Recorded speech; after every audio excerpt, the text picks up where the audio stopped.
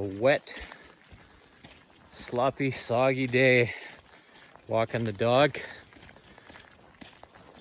Here's a little respectful communication tip and trick to try.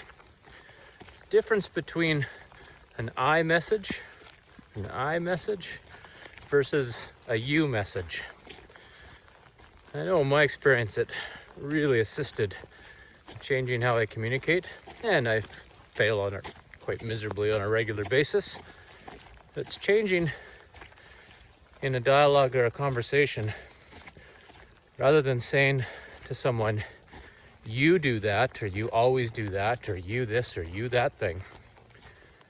Shift it and use I and enter an emotion of some kind.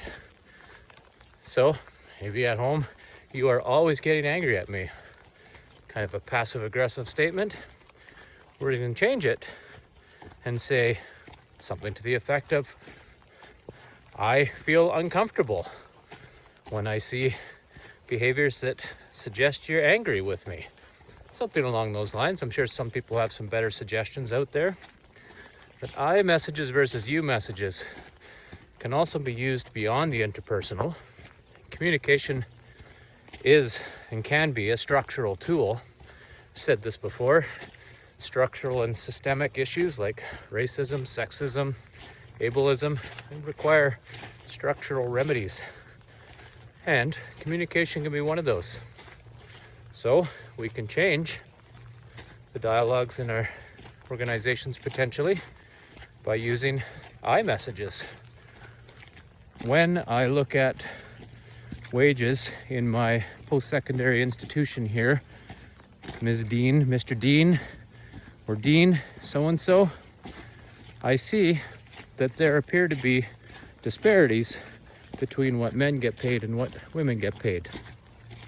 And I feel frustration and anger, and I feel that there are inequities in this.